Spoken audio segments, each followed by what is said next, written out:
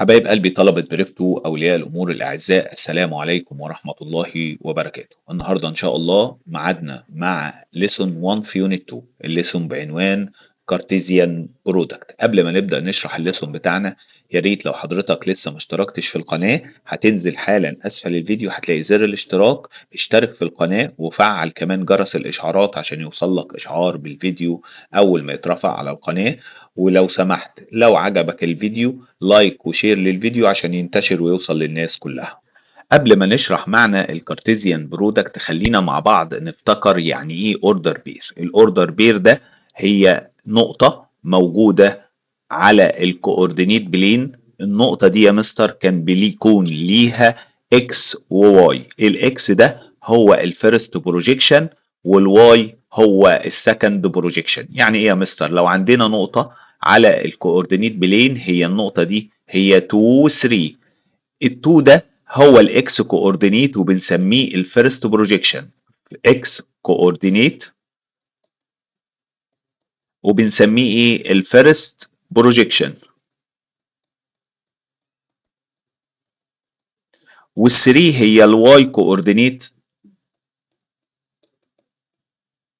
وبنسميها السكند بروجيكشن.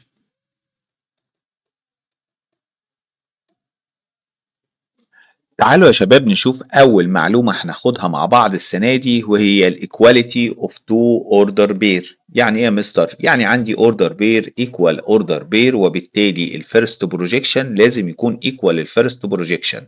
يعني حضرتك لو عندك إكس وواي ده أوردر بير إيكوال أوردر بير تاني اسمه A و B، وبالتالي لازم الإكس تكون إيكوال ال A والواي تكون إيكوال ال B.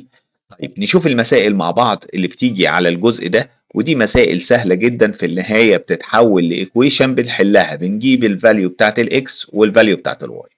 هنا في أول مسألة مديني 2 اوردر بير ار ايكوال، وبالتالي الفيرست بروجيكشن لازم يكون ايكوال الفيرست بروجيكشن. يعني اكس بلس واي هتكون ايكوال 3، سوري اكس بلس 1 هي اللي ايكوال 3، وبالتالي هكتبها زي الايكويشن بالظبط از ايكويشن وابدا احلها. x بلس 1 ايكوال 3، هودي ال 1 الناحيه الثانيه يروح بالنيجاتيف، يبقى x هتكون ايكوال 3 ماينس 1، يبقى الاكس هتكون ايكوال 2. طيب السكند بروجيكشن يا مستر اللي هو y باور 2 بيكون ايكوال السكند بروجيكشن في الاوردر بير الثاني، يعني هيكون ايكوال 9، وبالتالي هقول ان الواي باور 2 ايكوال 9. وعشان اجيب الواي لوحدها حضرتك بتودي الباور 2 الناحيه الثانيه يروح بالسكوير روت. ونركز قوي ان احنا لازم نكتب بوزيتيف اور نيجاتيف سكوير روت 9. يعني هقول له كده الواي هت ايكوال بوزيتيف اور نيجاتيف سكوير روت 9. طب يعني ايكوال كام يا مستر؟ يبقى ايكوال بوزيتيف اور نيجاتيف 3. ادي اول مساله. تعال نشوف المساله الثانيه. برضه هنبدا نقول ان الفيرست بروجيكشن اللي هو x باور 3 ماينس 5 ايكوال 3، ونكتب الايكويشن ونحلها. x باور 3 ماينس 5 ايكوال 3، وهنودي ال 5 الناحيه الثانيه تروح بالبوزيتيف، يبقى x باور 3 هتكون ايكوال ال 8.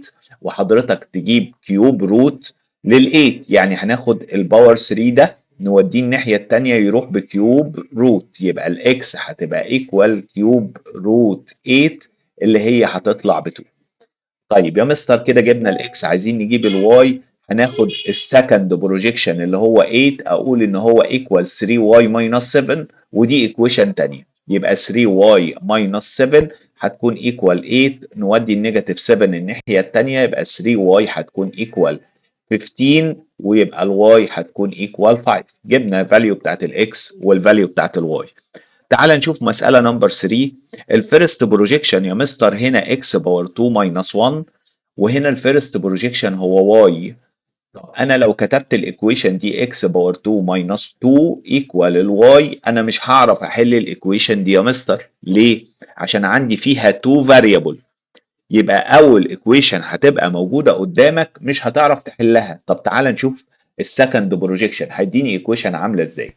السكند بروجيكشن بقى يا مستر بيقول لي ان 2 واي هتكون ايكوال كيوب روت ل 64.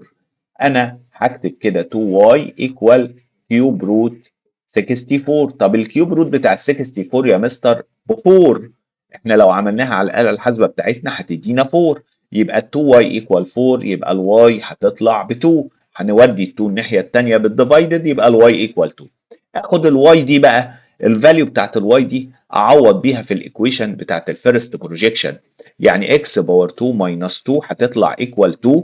نودي النيجاتيف 2 الناحية التانية، يبقى x باور 2 هتبقى equal 4، وبالتالي الاكس هتبقى بوزيتيف اور نيجاتيف سكوير روت ال 4، يعني الاكس هتكون ايكوال بوزيتيف اور نيجاتيف 2. ايه هو الكارتيزيان برودكت اوف تو فينيت سيت؟ عايزين نفهم يعني ايه فينيت سيت الاول. الفينيت سيت هي السيت اللي انا اعرف كل الاليمنت اللي جواها، يعني الاكس دي هي سيت جواها ال2 وال3 وال5، فانا بقول على دي اسمها فينيت سيت. ليه يا مستر هي فينيت سيت؟ عشان انا اعرف كل الاليمنت اللي جواها واقدر اعدهم. طيب لو قلت لك الناتشورال نمبر، الناتشورال نمبر هي ست برضو بتبدأ بالزيرو والوان والتو اند سو اون تو بوزيتيف انفينيتي، وبسمي دي هي انفينيت ست. ليه هي انفينيت ست؟ عشان انا ما اقدرش اعد كل الاليمنت اللي جواها، الاليمنت كتير جدا، وعشان كده بحط نقط واقول تو انفينيتي. كده احنا عرفنا مع بعض معنى الفينيت سيت ومعنى الانفينيت سيت. تعال نشوف مع بعض يعني ايه كارتيزيان برودكت. اولا الكارتيزيان برودكت بنكتبه بالشكل ده، اكس كروس الواي، وبنقراه اكس كروس الواي. طيب ناتج الكارتيزيان برودكت بيكون عبارة عن اوردر بير، يعني لو قلت اكس كارتيزيان واي او اكس كروس واي، الناتج عندي هيكون ست. الست دي فيها مجموعة من الاوردر بيرز. الاوردر بير الواحد بيكون الفيرست كوردينيت بتاعه او الفيرست بروجيكشن موجود جوه الاكس، والسكند بروجيكشن موجود جوه الواي. طب يا مستر واي كارتيزيان اكس او واي كروس اكس، احنا بنسميها كروس ما بنسميهاش تايمز، خد بالك واي كروس اكس برضو بيطلع عندي ست. الست دي جواها مجموعة من الاوردرز بير. الاوردر بير اللي جوه الست بيكون الفيرست بروجيكشن هو الواي، هو اول حاجه هنا ست واي، يبقى الفيرست بروجيكشن بيكون الواي، والسكند بروجيكشن بيكون الاكس. طيب تعالى قبل ما نكمل شرح الكارتيزيان برودكت، تعالى الاول نشوف بنعمله ازاي. قدامنا مساله هنا بيقول لي الاكس هي عباره عن 7 و8، والواي هي عباره عن 5 و6. find each of the following. عايز y كارتيزيان x. حضرتك يا مستر هتبدأ تكتب لي كده الاكس هي عبارة عن 7 و8 جوه 6. الاكس كده فيها كام element؟ فيها 2 element، والواي هي عبارة عن 5 و6. انا دلوقتي عايز اجيب واي كارتيزيان اكس. الواي لما اعمل لها كروس مع الاكس، اللي هيظهر عندي ده يا مستر عبارة عن ست جواها مجموعة من الاوردر بير. نبدأ نشوف هنجيب الاوردر بير اللي جوه الست دي منين. في البداية ببدأ من الواي، بدل بدأت هنا بالواي يبقى هبدأ من الواي. الواي فيها 5، هروح من الفايف لحد الايت، يبقى اول اوردر بير هو 5 و8. اكتبه كده 5 و8. بعد كده اروح من ال5 لحد ال7، يبقى الاوردر بير اللي وراه هو 5 و7. خلصت ال5 يبقى اشتغل على ال6، اخد ال6 مره مع ال8، يبقى هكتب اوردر بير هو 6 و8. وبعد كده هناخد ال6 مع ال7 واحطهم جوه اوردر بير، يبقى 6 و7.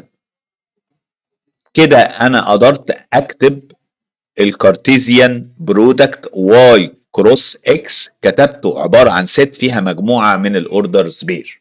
طب يا مستر بيقول لي represent is it using كارتيزيان diagram. ايه هو الكارتيزيان diagram يا حبايبي؟ الكارتيزيان diagram هو عباره عن تو اكس، واحد بيكون هوريزونتال وواحد بيكون فيرتيكال. ادي الهوريزونتال اكس او الفيرتيكال اكس الاول نرسمه، ادي الفيرتيكال اكس وادي الهوريزونتال اكس. بيقول لي يا مستر الهوريزونتال اكس ده عليه على طول بيكون الفيرست بروجيكشن. طب الفيرست بروجيكشن هنا في الحاله بتاعتنا هو ايه؟ في الحاله بتاعتنا هو الواي، لان اول حاجه هنا الست واي، يبقى الواي هي الفيرست بروجيكشن، والسكند بروجيكشن بيكون موجود على الفيرتيكال اكس. هنا هكتب السكند بروجيكشن، وفي الحالة بتاعتنا السكند بروجيكشن هو الاكس. طب الواي هي كان فيها element 5 و6، اكتب هنا الاليمنت 5 وهنا الاليمنت 6. والاكس كان فيها 7 و8، يبقى حضرتك هتكتب هنا 7 وهنا 8. ومش مهم الترتيب خالص، يعني حضرتك تكتب 6 الاول او 5 الاول مش مهم، لان الست اصلا مش مهم فيها الترتيب. طيب الخطوة اللي جاية حضرتك بترسم اكس كده او لاين فيرتيكال هنا، وهنا برضو لاين فيرتيكال، وعند ال7 بترسم لاين هوريزونتال، وعند ال8 بترسم لاين هوريزونتال. هيحصل عندك انترسكشن. الانترسكشن ده يا مستر عندك 4 بوينت، ادي اول نقطة وادي النقطة الثانية وادي النقطة الثالثة وادي النقطة الرابعة. النقطة الاولى لو حضرتك كده بصيت هتلاقي الفيرست بروجيكشن بتاعها 5 والسكند بروجيكشن 7، يبقى ده اوردر بير هو 5 و7. طب النقطة اللي فوق دي يا مستر، الفيرست بروجيكشن هو 5 والسكند بروجيكشن 8، يبقى 5 و8. النقطة هنا يا مستر الفيرست بروجيكشن بتاعها هو 6 والسكند بروجيكشن هو 7، وهنا يا مستر 6 و8. ولو بصيت على كل الاوردر بير اللي انت جبتهم من على الكارتيزيان دايجرام، هم نفس الاوردرز بير اللي موجودين فوق في الواي كروس الاكس، يعني الست دي جواها نفس الاوردر بير اللي انت وصلت لهم من الكارتيزيان دايجرام. يبقى احنا كده يا مستر عرفنا ازاي نعمل الكروس بين تو ست واي واكس، وعرفنا نرسم كمان الكارتيزيان دايجرام. طيب تعال نشوف الجزء نمبر 2 في المسألة. بيقول لي يا مستر عايز اكس كروس واي، المرة دي هو عكس خلاها اكس كروس واي. هكتب برضو الاكس والواي، والمرة دي هبدأ بالاكس. ادي الاكس اللي هي 7 و8، والواي هي عبارة عن ايه 5 و6. المرة دي هنبدأ بالاكس، هقول 7 مع 5 و7 مع 6 و8 مع 5 و8 مع 6. ادي الاوردر بير. يبقى لما اقول اكس كروس الواي هبدأ اكتب كده ست كبيرة جواها اوردر بير 7 و5، وبعد كده 7 و6، وبعد كده 8 و5، وبعد كده 8 و6، واقفل الست بتاعتي. يبقى انا كده جبت الكارتيزيان برودكت. بعد كده بيقول لي represent it using الارو diagram. ايه بقى يا مستر الارو diagram ده؟ الارو diagram يا جماعة رسمة سهلة جدا جدا جدا. يعني احنا اتعلمنا ازاي نرسم الكارتيزيان دياجرام، تعالى نرسم الارو دياجرام. الارو دياجرام حضرتك بترسم الست اكس، بترسم لها فين دياجرام كده. ادي اكس الاول هرسم لها فين دياجرام، وهبدا اقول ان جواها تو element هم ال7 وال8، وارسم كمان الست واي عباره عن فين دياجرام. ادي الواي واحط جواها الاليمنت هي 5 و6، وابدا بقى اعمل ارو. احنا اخدنا ال7 رحنا بيها لحد ال5، وحضرتك هتحط اتجاه الارو اتجاه الحركه، ومهم جدا السهم اللي احنا بنعمله ده. وخدنا ال7 رحنا بيها لحد ال6 كده، يبقى كده انا خلصت ال7 خلاص. ابدا بال8. ال8 هوديها لل5 اهو واحط سهم هنا، وبعد كده ال8 هوديها لل6 واحط سهم هنا. كده يا شباب احنا اتعلمنا نرسم الارو دايجرام. هنا الارو دايجرام، وكمان اتعلمنا نرسم الكارتيزيان دايجرام.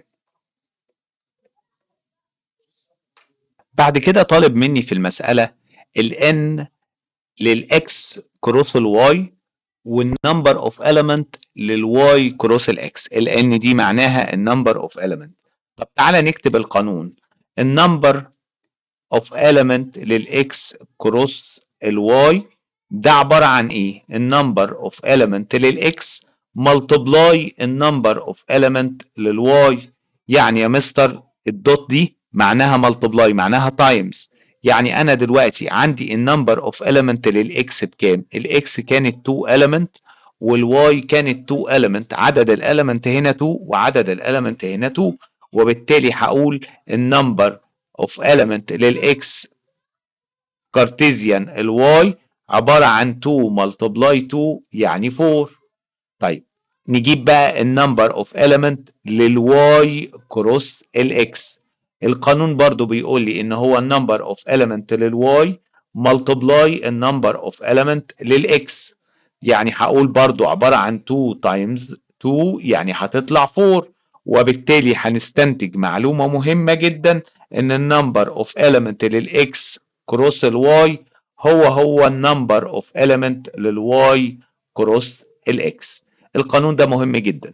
يبقى احنا يا مستر في المسألة دي استنتجنا حاجتين مهمين، ان الاكس كروس الواي نوت ايكوال الواي كروس الاكس. ليه يا مستر نوت ايكوال؟ عشان هنا الاوردر بيرز مختلف عن الاوردر بيرز هنا 5 و8 انما هنا 8 و5، هنا 5 و7 انما هنا 7 و5. يبقى اول حاجة استنتجناها ان الاكس كروس الواي not equal الواي كروس الاكس. وايه تاني استنتجنا بقى ان النمبر اوف element للكارتيزيان برودكت اللي هو اكس كروس الواي ايكوال النمبر اوف element للكارتيزيان برودكت واي كروس الاكس. يعني يا مستر الحاجتين دول مهمين جدا، ان الكارتيزيان برودكت نفسه بيكون نوت ايكوال انما النمبر اوف element بيكون ايكوال. تعالى بقى نشوف مع بعض ازاي نعمل كارتيزيان برودكت لست باي اتسلف. الكارتيزيان برودكت ده بيكون اكس كروس الاكس، او ممكن نقول عليه اكس 2. اكس 2 دي مش اكس باور 2، بننطقها اكس 2. طيب يا مستر النمبر اوف element للاكس كروس الاكس، النمبر اوف element للاكس كروس الاكس، مش دي معناها مستر نمبر اوف element للاكس ملتبلاي النمبر اوف element للاكس؟ طب دي يعني يا مستر معناها النمبر اوف element للاكس وعليها باور 2. يعني لو عندي الاكس عندي النمبر اوف element للاكس كان ب 3، يبقى النمبر اوف element للاكس 2 اللي هو هيكون النمبر اوف element للاكس كروس الاكس هيكون عباره عن 3 باور 2 يعني يطلع ب 9. تعال نشوف مسألة ونشوف هنحلها ازاي مع بعض. بيقول لي بقى عندي الاكس ب 5 و6 و3 والواي هي ب 7 و8. اول حاجة عايز واي كروس الواي. الواي كروس الواي دي معناها واي 2، يبقى انا اول حاجة اقول واي كروس الواي دي ايكوال الواي 2. وحضرتك بتقول لي يا مستر انا هكتب الواي مرتين، الواي هي عبارة عن ايه؟ 7 و8، والواي التانية برضو اكتبها عبارة عن 7 و8، وابدا اشتغل بنفس الطريقه، ال7 مره مع ال7 وال7 مع ال8 وبعد كده ال8 مع ال7 وال8 مع ال8. يبقى لما اجي اكتب الكارتيزيان برودكت حضرتك هتقول لي ايه بقى؟ هنكتب بالترتيب اوردر بير، ادي البراكت وادي الاوردر بير، هاخد ال7 مع ال7 وراها ال7 مع ال8 وبعد كده هاخد ال8 مع ال7 وبعد كده ال8 مع ال8. تعالى نرسم الارو دايجرام. الارو دايجرام ليه طريقتين، الطريقه الاولى ان انت ترسم الواي مرتين، ادي هرسم الفين بتاع الواي مرتين، مره هسميه واي وده الفيرست بروجيكشن، والمره الثانيه واي برضه بس السكند بروجيكشن، ده واي وده واي، ده الفيرست بروجيكشن وده هنا السكند بروجيكشن. طب يا مستر الواي كان فيها ايه؟ 7 و8، وهنا هكتب برضو 7 و8 واخد ال7 اوديها لل7 وبعد كده ال7 تروح لل8 وبعد كده ال8 تروح لل7 وبعد كده ال8 تروح لل8. ده كده رسمت الارو دايجرام. الطريقه الثانيه بيقول لي اعمل حاجه اسمها مابنج، هي ارو دايجرام برضو بس عن طريق المابنج. احنا دلوقتي جوه الواي، ادي الواي ادي الواي، بحط الاليمنت جواها اللي هي ال7 وال8، ادي ال7 وال8. طب اول اوردر بير هو ال7 هيروح لل7 يعني ال7 هتروح لنفسها وبعد كده ال7 هتروح لل8 وبعد كده ال8 تروح لل7 وبعد كده ال8 تروح لنفسها ودي اسمها ايه؟ مابنج. ده المابنج. طيب يبقى الارو دايجرام بيتعمل بطريقتين، طريقه عاديه وطريقه المابنج. الكارتيزيان دايجرام يا مستر، الكارتيزيان دايجرام احنا متعودين ان في عندي هوريزونتال اكس هو اسمه الفيرست بروجيكشن، وعندي فيرتيكال اكس والاكس ده هو ايه؟ السكند بروجيكشن. يعني ده برضو الفيرست بروجيكشن وده السكند بروجيكشن، وبرضو الفيرست بروجيكشن هو واي والسكند بروجيكشن برضو هو واي. طيب انا هحط هنا ال7 وهنا ال8 واحط هنا ال7 وهنا ال8 وقلت لك مفيش ترتيب، يعني حضرتك اعمل اللي انت عايزه من غير ترتيب مفيش مشكلة، وهنعمل جريد. ادي الشبكة بتاعتي الجريد اهي، وادي الجريد. انت لو بترسم على ورق جراف مش هتحتاج تعمل الجريد اللي انا بعملها دي. وحضرتك هتقولي بقى البوينت دي هي بوينت الانترسكشن، ودي ودي ودي هم دول الفور اوردر بيرز اللي احنا كاتبينهم فوق، اللي هي 7 و7 وهنا 7 و8 وهنا 8 و7 وهنا 8 و8. بعد كده يا مستر هو طالب مني الان بتاعت الواي 2. الان بتاعت الواي 2 يا مستر اجيبها ازاي؟ الان بتاعت الواي 2 دي قلنا معناها ان بتاعت الواي عليها باور 2. طب النمبر اوف اليمنت بتاعت الواي بكام؟ الاليمنت بتاعت الواي كانت 2، يبقى 2 باور 2 يعني 4. تعال نشوف بقى لما يطلب مني الاكس 2. عايز الاكس 2 دلوقتي، فانا هشتغل على الاكس مرتين. طب الاكس هي كانت ايه يا مستر؟ الاكس كانت 5 و6 و3. يبقى انا هكتب الاكس مرتين، اكتب الاكس هنا هي 5 و6 و3، وهكتب كمان اكس اللي هي 5 و6 و3 عشان ما نتلخبطش. حضرتك بتقول لي بقى الاكس 2 هيبقى عباره عن ست جواها اوردر بير. اول اوردر بير باخد ال5 مع ال5، ال5 مع ال5، وبعد كده ال5 مع ال6 وال5 مع ال3. 5 و6 و5 و3. بعد كده ال6 مع ال5 وال6 مع ال6 وال6 مع ال3. بعد كده ال3 مع ال5 وال3 مع ال6 وال3 مع ال3. وبعدين اقفل البراكت. انا كده جبت الكارتيزيان برودكت اللي هو اكس 2. تعال نرسمه بقى عن طريق المابنج، مش هرسمه عن طريق الارو دايجرام العادي، هنرسمه عن طريق المابنج. حضرتك بتقول ان ده كلها هي الاكس، وتبدا تقول لي الاكس بقى جواها ايه؟ 3 و5 و6. ادي ال5 وادي ال3 وادي ال6. هنبدا من ال5. قلنا 5 هتروح لنفسها، ادي ال5 راحت لنفسها عن طريق ارو دايجرام اهو، ارو سهم. وبعد كده ال5 تروح لل3، وبعد كده ال5 تروح لل6. طيب تاني حاجه هنشتغل عليها ال6. ال6 هتروح لنفسها اهو بارو، وبعد كده ال6 تروح لل5، وبعد كده ال6 تروح لل3. اخر حاجه ال3 هتروح لنفسها ارو، وبعد كده ال3 تروح لل5 بارو، وال3 تروح لل6 بارو. وده هو كده الارو دايجرام، وده من النوع المابنج. ارو دايجرام برضو بس هو من النوع المابنج. الكارتيزيان برودكت سهل جدا. المره دي عندي الاكس هو الفيرست بروجيكشن والواي برضه هو الفيرست بروجيكشن. يعني انا هرسم اكس وواي، واحد فيرتيكال واحد هوريزونتال، وده اكس وده اكس، الاثنين هيكونوا اكس. ده الفيرست وده البروجيكشن وده السكند بروجيكشن. طب يا مستر انا عندي الاكس هي 3 و5 و6، انا هحط هنا 3 و5 و6 مش مهم الترتيب، وهنا 3 و5 و6 وارسم الجريد بتاعتي. ادي الجريد بتاعتنا اهو. الجريد دي انت لو بترسم على ورقة جراف مش هتحتاج الجريد دي خالص. وتبدأ تحدد النقط بتاعت الانترسكشن. النقط دي كلها هي الاوردرز بير اللي انت طلعتها في الكارتيزيان برودكت.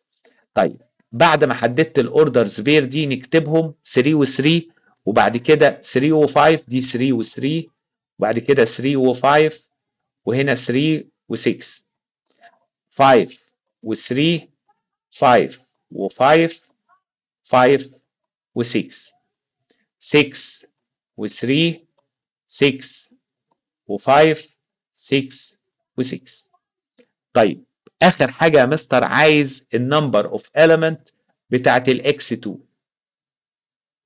قلنا النمبر اوف element بتاعت الاكس 2 هي النمبر اوف element للاكس باور 2 والنمبر اوف element بتاعت الاكس هي 3 يبقى 3 باور 2 equal 9.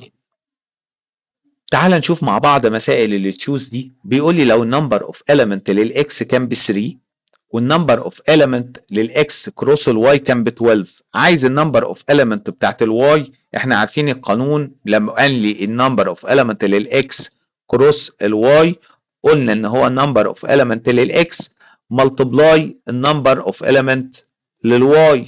حضرتك عندك النمبر اوف element للاكس ب 3 وده ب 12 تقدر تجيب الواي يعني 12 ديفايدد 3 وادي 3 الناحيه الثانيه بالديفايدد هيطلع ب 4. طيب السؤال نمبر 2 مديني الكارتيزيان برودكت النمبر اوف element هيكون 15 ومديني الواي عباره عن 6 فانا هعد الاليمنت بتاعت الواي هيطلع ب 3 يبقى النمبر اوف element للواي ايكوال 3. انا كده اقدر اجيب النمبر اوف element للاكس هاخد ال 15 ديفايدد باي 3 يطلع 5 يبقى النمبر اوف element بتاعت الاكس هي 15 ديفايدد 3 هيطلع ب 5. هو عايز النمبر اوف element للاكس 2. ايوه يا مستر يعني 5 باور 2 تطلع ب 25 اللي هي لتر دي. احنا قلنا النمبر اوف element للاكس 2 هو النمبر اوف element اوف اكس عليها باور 2 يعني 5 باور 2 يبقى 25. نمبر 3 بيقول لي النمبر اوف element للاكس 2 ب 4.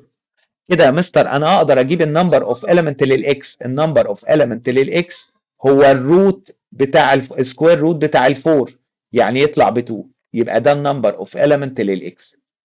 طيب عندي الكارتيزيان برودكت اكس كروس الواي النمبر اوف element كان ب 4.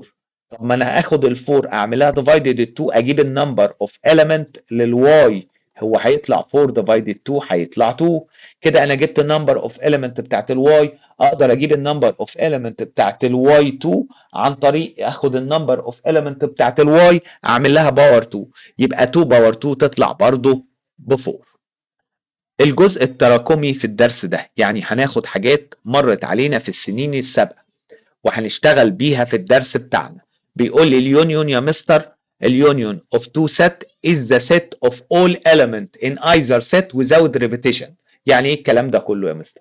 يعني لو حضرتك عندك ست اسمها x والست x دي جواها ال3 وال4 ادي الاكس جواها element 3 و4 والواي جواها element هي 3 و5 و7. اليونيون x يونيون واي دي معناها كل الاليمنت اللي في الاكس عليها كل الاليمنت اللي في الواي without repetition يعني من غير ما نكرر. يعني حضرتك هتقول لي ال3 وال4 هحط عليها كل الواي بس هلاقي ال3 مكتوبه اهي ما كررهاش يبقى 5 و7. اهم حاجه ناخد بالنا ان الست لما نيجي نكتب الست مفيش element بيتكرر جوه الست. طب الانترسكشن يا مستر لو حبيت تجيب لي اكس انترسكت الواي دي معناها ايه يا مستر؟ معناها الحاجه المتكرره الكومن element. الكومن element هو ال3 متكرر هنا وهنا يبقى ده الكومن element بتاعي يبقى الانترسكشن ب 3. طب عايز اكس ديفرنس واي. اكس ديفرنس واي معناها الحاجه اللي موجوده في الاكس ومش موجوده في الواي. ايه عندي موجود في الاكس ومش موجود في الواي؟ ال3 موجوده في الواي بس ال4 لا يبقى اكس ديفرنس واي هي ال4 بس. طب لو قلت لك واي ديفرنس اكس يعني الحاجه اللي موجوده في واي ومش موجوده في اكس. ايه اللي موجود في الواي ومش موجود في الاكس؟ هو ال5 وال7 يبقى هكتب هنا 5 و7. طب تعالى نشوف بقى الجزء ده بنستخدمه ازاي في درس الكارتيزيان برودكت بتاعنا. بيقول لي الاكس هي 2 و3 و4 والواي هي 2 و3 والزد هي 2 و7. بيقول لي اول سؤال عايز الزد كروس الانترسكشن. اول حاجه هنجيبها الانترسكشن اكس انترسكت الواي هقول له ايكوال الحاجه المتكرره بين الاكس والواي هلاقي ال 2 وال3 متكرره في الاكس والواي يبقى ده 2 و3. هاخد ال2 وال3 دي بقى اعمل لها كروس مع الزد ونراعي الترتيب. يعني هو بادئ بالزد الاول انترسكت الاكس والواي اكس كروس واي، اكس انترسكت واي، اكس انترسكت واي. طيب الزد هي عباره عن 2 و 7، كده هعمل لها كروس مع الانترسكشن اللي هو 2 و 3. تعالى نكتب بقى الست بتاعت الاوردر بير، هاخد ال 2 مع ال 2 يبقى 2 و 2، واللي وراها 2 و 3، اللي وراها 7 و 2، اللي وراها 7 و 3. انا كده جاوبت اول سؤال. طب السؤال التاني ده كده نمبر 1. السؤال التاني اجيب الاول الديفرنس اكس ديفرنس واي، دي معناها الحاجه اللي موجوده في الاكس ومش موجوده في الواي. ايه اللي موجود في الاكس ومش موجود في الواي؟ الفور هو اللي موجود في الاكس ومش موجود في الواي، يبقى هي الست اللي فيها 4. بعد كده بيقول لي الزد بقى كروس للاكس ديفرنس واي، زد كروس اكس ديفرنس واي. الزد يا مستر هي عباره عن 2 و 7، هعمل لها كروس مع الاكس ديفرنس واي اللي هي 4، وابدا اقول بقى الاوردر بيرز هتبقى 2 و4 و7 و4. اخر جزء في الحصه بتاعتنا يا شباب بيقول لي الكارتيزيان برودكت اوف تو انفينيت سيت. احنا عرفنا مع بعض يعني ايه فينيت سيت، ودلوقتي هنعرف الانفينيت سيت. الانفينيت سيت هي السيت اللي انا ما اقدرش اعرف الاليمنت جواها قد ايه، زي الناتشرال نمبر وزي الانتجر وزي الراشونال نمبر وزي الريل نمبر. بيقول لي بقى يا حبايبي لو عندك ان كارتيزيان ان كارتيزيان ان ده هيطلع عدد لا نهائي من الاوردر بير، بحيث ان الاوردر بير ده الفيرست بروجيكشن اللي هو اكس بيكون بيلونج للان، والسكند بروجيكشن واي بيكون بيلونج للان. طب زد كارتيزيان زد هو برضو عدد لا نهائي من الاوردر بيرز، والاوردر بير اللي هتظهر قدامك هيكون الفيرست بروجيكشن فيها اللي هو الاكس بيلونج للزد والواي بيلونج للزد. طب الكيو كارتيزيان كيو برضو عدد لا نهائي من الاوردر بيرز، والاوردر بير بيكون الفيرست بروجيكشن بيلونج للكيو والسكند بروجيكشن بيلونج للكيو. ار كروس ار او ار كارتيزيان ار هي برضو اوردر بيرز، الاكس اللي هو الفيرست بروجيكشن بيلونج للار، والواي اللي هو السكند بروجيكشن برضو بيلونج للار. طيب السؤال بيجي لنا ازاي على الجزء ده؟ بيقول لي to which of the following Cartesian product R Cartesian R او Q Cartesian Q او Z Cartesian Z او N Cartesian N does each of the following order pair belongs write all possible product. يعني كل الاحتمالات اكتبها لي. اول حاجه يا مستر الاوردر بير اللي جواه روت 16 و8. اول حاجه حضرتك الروت 16 ده ب 4، يعني الاوردر بير ده عباره عن 4 و8. اول حاجه هتبدا تسال نفسك ال4 دي موجوده في الان ولا لا؟ ايوه يا مستر هي موجوده في الناتشورال نمبر، وال8 موجوده في الناتشورال نمبر، يبقى الاوردر بير ده اقدر اقول عليه بيلونج للان كروس الان. طيب ما هو اصلا يا مستر الان دي كلها جوه الزد، يعني اقدر اقول برضو بيلونج للزد كروس الزد، والزد جوه الكيو يبقى اقدر اقول بيلونج للكيو كروس الكيو، والكيو جوه الار يبقى اقدر اقول بيلونج للار كروس الار. طيب الاوردر بير اللي هو كيوب روت نيجاتيف 64 ونيجاتيف 4. الكيوب روت بتاع النيجاتيف 64 لو عملتها على الاله الحاسبه بتاعتك هيطلع نيجاتيف 4 ونيجاتيف 4. ايوه الاوردر بير ده بيلونج للزد كروس زد. النيجاتيف نمبر مش موجوده غير في الزد، يبقى مش موجوده في الانتجر في الناتشرال بس موجوده في الانتجر.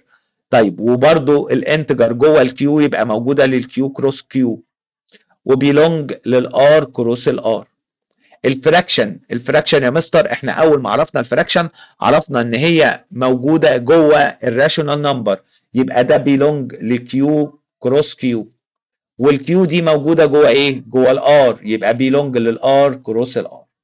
طيب هنا في نمبر 4 سكوير روت 8. السكوير روت 8 ده يا مستر موجود في الirrational نمبر اللي هو الكيو داش، الirrational نمبر، والirrational نمبر كلها مش موجوده غير في الار، يعني انا هقول ان ده بيلونج للار كروس الار. وبكده حبايبي نكون خلصنا مع بعض اول درس. اشوفكم على خير في الدرس الجديد، وما تنساش لو الدرس عجبك لايك وشير عشان الدرس الشرح ينتشر ويوصل للناس كلها. السلام عليكم ورحمة الله وبركاته.